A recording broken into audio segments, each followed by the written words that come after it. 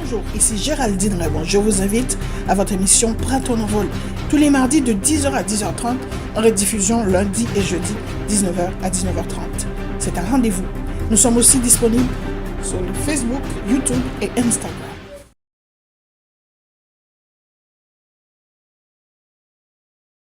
Bonjour. Il est 7h37, je crois, du matin.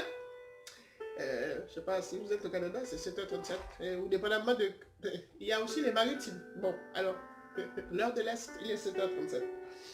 Ce matin, j'aimerais partager avec vous sur comment savoir si Dieu t'aime. Euh, Parfois, tu vas à l'église, ok? Ou en tout cas, quand tu as accepté Jésus, il y a quelque chose qui t'a attiré à Jésus, d'accord? Mais en cours de route, tu as entendu que Jésus t'a aimé, et que Dieu t'aime. Puis là, ça se peut qu'en cours de route, tu aies perdu la conscience de l'amour de Dieu, de l'immensité de l'amour de Dieu pour ta vie. Je vais baisser le volume de la musique, parce que j'ai besoin de m'entendre. Ça se peut qu'en cours de route, tu as perdu la confiance dans l'amour de Dieu. Et ça se peut aussi que, à cause des circonstances, tu t'es posé la question, mais attends, est-ce que Dieu m'aime? Et ça se peut même que tu as douté carrément de l'amour de Dieu pour toi. Ben ce matin, je veux t'encourager. Il y a quelques années, j'avais accepté Jésus, mais ça, comme, en tout cas, je vois, depuis que je suis toute petite, la grâce que Dieu a mis en moi faisait que je cherchais Dieu, ok? Mais je cherchais Dieu, mais c'était un petit peu vague là, comme si ce que je savais de Dieu, c'est ce qu'on avait dit, mais c'est ce que j'entendais dans les prédications, d'accord? À un moment donné, j'avais accepté Jésus, je ne sais même plus à quel âge, parce que j'étais petite, je cherchais vraiment là. Et euh, quelques temps après, quelques années après, à l'âge de 17 ans, juste avant d'immigrer au Québec, je suis arrivé au Québec, j'avais 17 ans, et puis j'ai été baptisé. Euh, Puis je me rappelle après mon baptême, comment j'avais une grande joie, comme j'étais consciente que j'avais une joie dans mon cœur, puis je voulais dire ça, je voulais dire que j'étais contente. Fait que je chantais, j'ai fait du théâtre, bref, waouh, j'étais joyeuse. Et puis un jour, j'étais consciente que Dieu veillait sur moi, comme qu'il me voyait. Puis j'étais excitée, tout enthousiasmée, parce que je savais que Dieu m'aimait. Mais en cours de route, je ne me rappelle même pas c'est quand, j'ai perdu cette conscience de l'amour de Dieu. J'ai perdu cette assurance que peu importe, ni la vie, ni la mort, ni les circonstances, ni les persécutions, ni les choses présentes, ni les choses à venir, ni aucune autre chose, ni la profondeur, ni la hauteur, ni aucune autre créature, aucune bêtise que je puisse faire ne peut me séparer de cet amour-là qui est plus grand que moi, qui est si grand, waouh, qui est insaisissable par mon intellect, mais que je dois approcher mon cœur, lui donner mon cœur, dire, Daddy, right now I feel it. En ce moment, je me sens vraiment vulnérable en ta présence. Je ne sais pas nécessairement comment m'approcher de toi. Attire-moi à toi. J'avais perdu cette conscience-là que il me connaît, avant même qu'une parole soit sur mes lèvres, qu'il la connaît entièrement. J'avais perdu la conscience que le Père même, que avant tout c'est un papa. Ok? C'est pas un monsieur avec un fouet qui attend que je fasse des bêtises pour me frapper, pour me taper sur le dos. Ça vient de la conscience de la religion, d'accord? Quand on a la conscience du péché, on a la conscience du châtiment. Mais lorsqu'on a la conscience de la grâce, eh bien on a la conscience de la miséricorde de Dieu. David avait fait plusieurs erreurs. J'appelle ça les bêtises de David. David avait merdé. Mais vous savez quoi?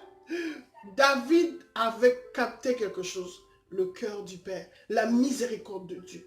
So, je veux encourager quelqu'un ce matin qui va peut-être à l'église ou qui a laissé l'église parce qu'elle a été blessée, parce qu'on l'a regardé un petit peu croche, ou parce qu'elle a vécu tellement avec l'esprit de rejet que tout ce qu'elle voit maintenant, c'est le rejet partout. Je veux encourager quelqu'un ce matin. Dans Isaïe 53, le Seigneur m'avait fait une grâce. Au tout début, là, regarde, le Seigneur m'a fait une grâce de comprendre un détail. au niveau de l'amour, d'accord? Si tu veux savoir si quelqu'un t'aime, tu ne vas pas aller voir, par exemple, j'ai ma soeur là qui est en ligne, je ne dirai pas son nom. Si je veux savoir si ma soeur elle-même, ok, c'est un exemple que je prends, ok? Il faut que j'aille la voir. Je ne peux pas aller voir frère X pour dire, frère X, est-ce que ma soeur Y elle-même? Mais frère X, il ne peut pas savoir ça. On s'entend. Si tu as déjà eu une relation dans ta vie, amoureuse ou amicale, ben c'est parce qu'il y a eu un rapprochement entre toi et l'autre partie. D'accord? Tu es d'accord? D'accord. Bon, parfait. Alors, pour savoir si l'autre t'aime, il faut laisser à l'autre le temps de te le dire, te le manifester, en parole et en action. Eh bien, avec l'Éternel, c'est la même chose. Quand vous ouvrez la parole de Dieu, Dieu, il te parle, ok? Il te parle à travers sa parole. Il te parle aussi dans ton cœur. Si tu es né de nouveau, son esprit est déjà en toi, donc il te parle aussi dans ton esprit à toi. Je te dirais même, Dieu te parle par ton esprit qui est en toi. Mais des fois, on n'écoute pas. Pour toutes sortes de raisons, je parle maintenant, dans mon cas en tout cas, pour toutes sortes de raisons, parfois, je suis distraite, ou je suis soucieuse, ou il y a quelque chose auquel je pense, donc j'entends pas. Je fais comme abstraction de qu'est-ce que le Saint-Esprit est en train de me dire dans mon esprit. Ce qui fait aussi que euh, cet amour-là que Dieu veut me transférer dans le moment présent, je passe à côté. Bon, maintenant, par sa grâce, je demande au Saint-Esprit que je sois concentré sur l'amour véritable. Ok? Donc, pourquoi irais-tu voir quelqu'un? Pourquoi aurais-tu une relation avec quelqu'un que tu sais que la personne n'a rien à cirer de toi, elle s'en fout de toi? Eh bien, dans plusieurs cas, il y a beaucoup de nos sœurs, de nos frères qui vont dans les églises qui n'ont aucune conscience de l'amour du Père. Premièrement, que c'est un papa d'amour. Et deuxièmement, que ce papa d'amour-là les aime infiniment d'un amour éternel. Donc, ils vont là par routine, mais pas pour être dans la présence, pas pour être cajolé là. Oh, Daddy, take me in your arms. Prends-moi dans tes bras. Seigneur, j'ai besoin d'une touche. Father, I need you, Lord. Abba, I need you. Même si tu sais que tu as fait une bêtise, même si tu sais que ta semaine a été une semaine, je ne sais pas moi, discutable. Parce que soit que tu es fâché contre tes enfants, ouais, ok, moi j'ai un garçon de 7 ans, ok. Lui, c'est mon champion de testage de patience. Bah, tu comprends? Dieu l'utilise puissamment pour m'enseigner la patience posée. Ok, mon cœur. C'est un serviteur de Dieu en plus. Donc, je dois être très prudent. Bon, bref, tout ça pour vous dire que peu importe l'état dans lequel que tu te sens, ou ce que tu crois que, you feel unworthy. Si tu as une meilleure amie, ou bien si tu as ton époux là, quelle que soit ton humeur, femme, ben, il est encore à la maison, il est ton époux. Et il y a des choses que tu vas devoir régler avec lui, parce que c'est ton époux. Et s'il y a quelque chose qui t'arrive, la première personne à qui tu vas parler, c'est avec lui. Mais avec l'Éternel, notre Père, c'est la même chose. Ne va pas à l'église parce que c'est ton église. Ne va pas à la messe, en parenthèse, parce que tu es catholique, exemple. Ne va pas à l'église de pasteur X, parce que son nous connaît longtemps. C'est une connaissance de longue date. Mais, vous comprenez? Allez-y parce que papa est là et que nous sommes ses enfants et que lorsqu'on se réunit, il a dit dans sa parole, eh bien, il envoie une grâce spéciale. Il déverse l'huile, une bénédiction corporative. Va dans la présence du Père avec la conscience que le Père t'aime. Toutefois, si à l'intérieur de ton cœur, tu sens qu'il faut que tu demandes pardon, il faut que tu répands ton cœur devant papa, mais répands ton cœur. Parce qu'il est écrit dans le livre des Psaumes que lorsque tu n'étais qu'une masse informe, tissée dans les profondeurs de la terre, je te connaissais, dit l'Éternel. Et il dit, avant même que la parole arrive sur tes lèvres, je la connais entièrement. So, that means que il n'y a rien qui surprend Dieu. Aucune circonstance ni situation dans ta vie ne surprend le Père. Maintenant, il faut que tu te positionnes en tant que Père. Jésus-Christ nous avait, quand les disciples avaient demandé à Jésus, enseigne-nous à prier. Vous vous rendez compte? Jésus-Christ était entouré de disciples. Disciples.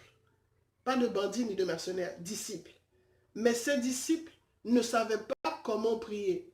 Ça prend une humilité pour demander. Jésus, en ce moment, par exemple, des fois tu reçois une parole prophétique, tu ne sais pas comment prier avec ça. Hey, ça m'arrive. Oh, oh, oh. Dieu est infiniment grand. Ça va vous arriver, d'accord? Mais plus que tu parles avec Dieu, plus tu entretiens une relation avec le Saint-Esprit, it becomes quicker for you. Ça devient plus rapide pour toi de capter, de saisir qu'est-ce que le Saint-Esprit est en train de dire. And sometimes you have to pray about it. Des fois, il faut prier.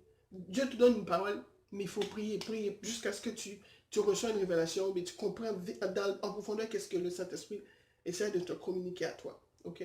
Dieu est esprit. Ce qu'il nous dit, on le comprend, mais il y a tellement d'attaques, de batailles, pour que cette parole que tu reçois là ne porte pas fruit. Des fois, il faut prier, il faut insister. Il ne faut pas passer tout de suite à une autre parole, il faut vraiment insister. Donc, au niveau de l'amour de Dieu pour toi, comment savoir que, comment savoir que Dieu t'aime? Premièrement, il faut laisser à Dieu le temps de te dire que je t'aime. Il y a le Ésaïe 43. Il y a quelques années de cela, le Seigneur m'avait amené dans... Enfin, j'étais très mal en point. Spirituellement, physiquement, émotionnellement, I was a mess. Et puis, le Seigneur m'a amené dans Ésaïe 43. Je vais vous le lire. Et si vous avez accès à la parole, vous pouvez aussi prendre votre Bible ou encore le lire plus tard. Mais je vais le relâcher, ces paroles-là. Il dit, ainsi parle l'Éternel. Maintenant, l'Éternel qui t'a créé, ô Jacob, celui qui t'a formé, ô Israël. Ne crains rien car je te rachète. Je t'appelle par ton nom, tu es à moi. Si tu traverses les eaux, je serai avec toi. Et les fleuves, ils ne te submergeront point. Si tu marches dans le feu, tu ne te brûleras pas. Et la flamme ne t'embrasera pas. Car je suis l'Éternel ton Dieu, le Saint d'Israël ton Sauveur. Voici là où ça m'avait vraiment touché énormément. Direct dans mon cœur. Je donne l'Égypte pour ta rançon. L'Éthiopie et Saba à ta place. Je répète. Je donne l'Égypte pour ta rançon. Pour toi qui me regarde, pour toi qui écoute en ce moment, pour toi qui va partager le vidéo. Eh bien, l'Éternel dit, je donne l'Égypte, il donne l'Égypte pour ta rançon à toi. Il y a des fois, tu te réveilles, tu te demandes comment ça que tu es encore debout. Eh bien, Dieu a fait des choses que s'il te l'avait révélé, peut-être que tu aurais eu peur.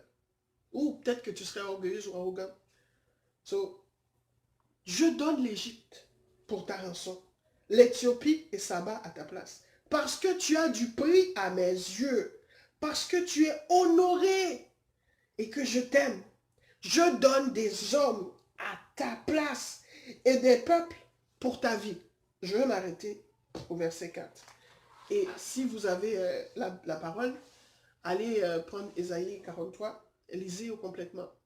Mais ces deux versets-là, le verset 3 et le verset 4, ça a touché directement mon cœur.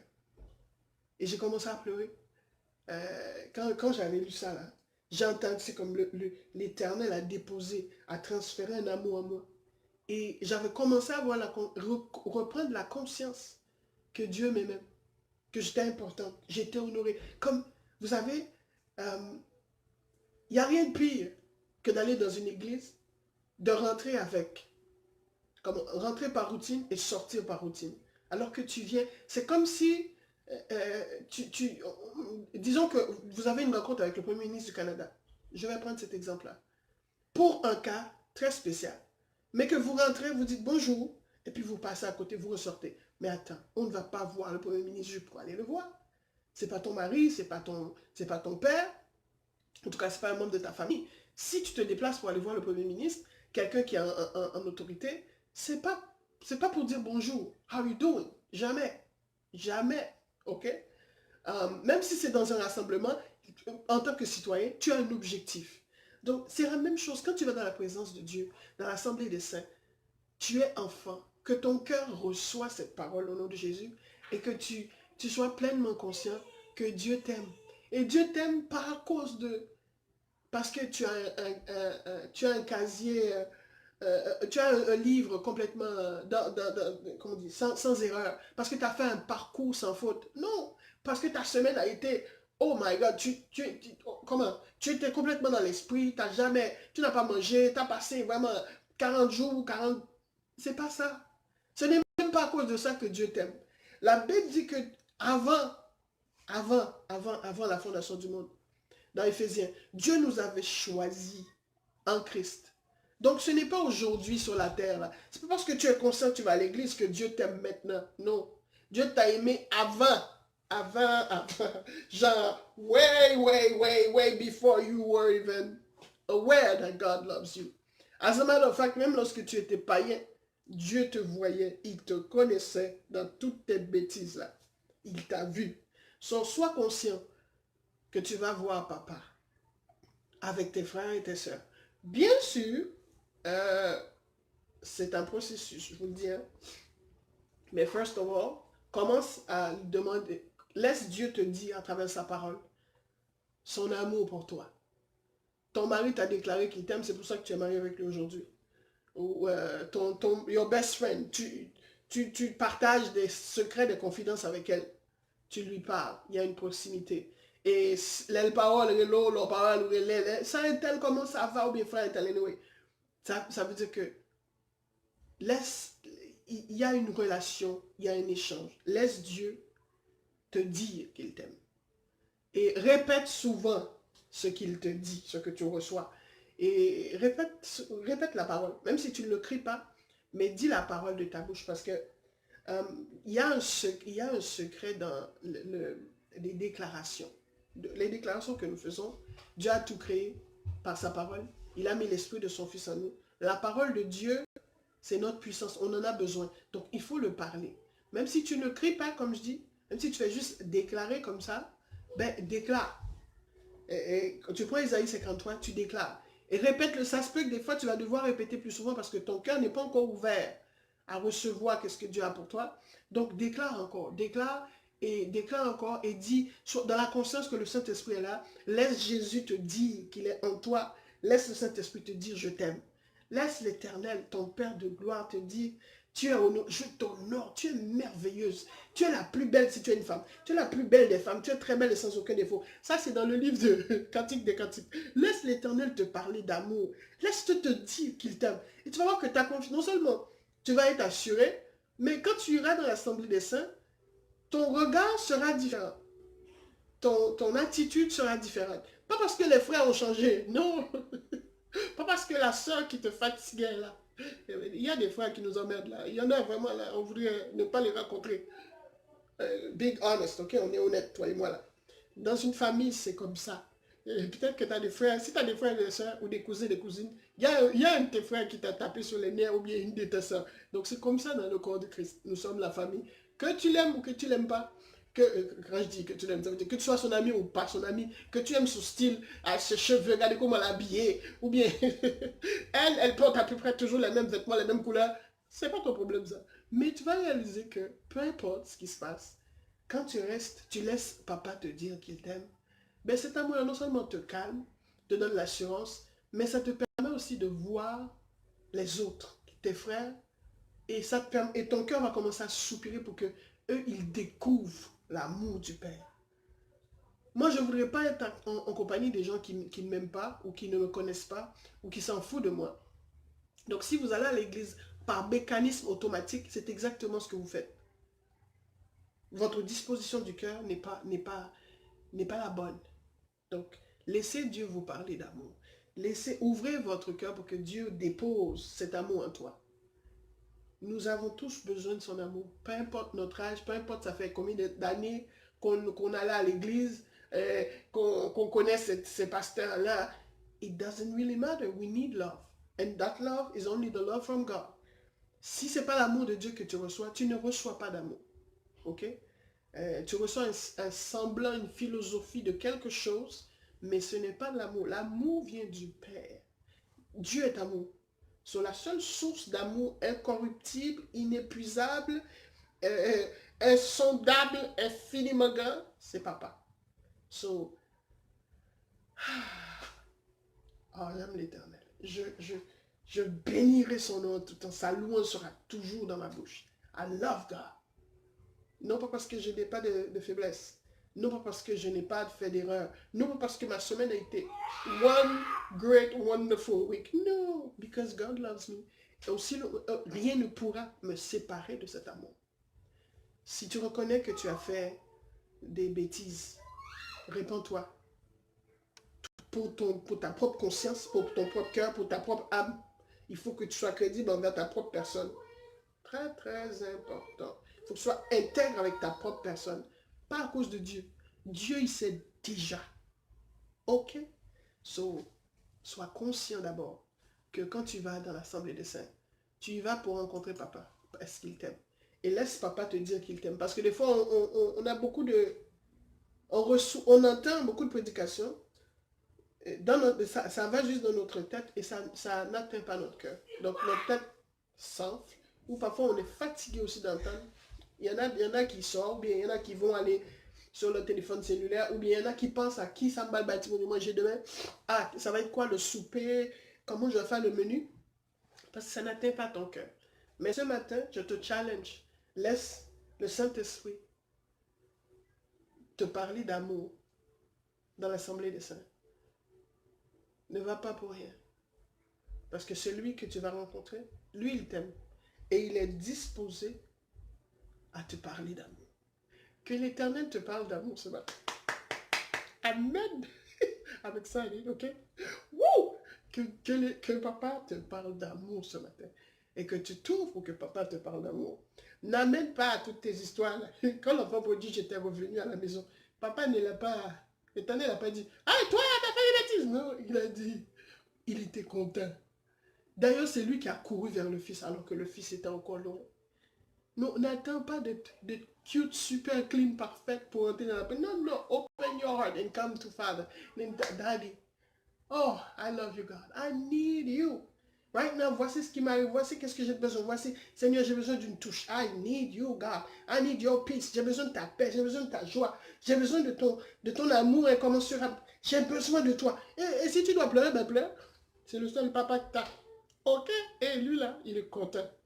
Quand tu lui parles, là, ça fait la joie de son cœur. Il aime ça. So,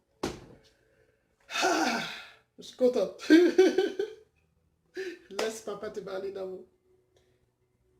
Que ta journée soit une journée remplie de paix.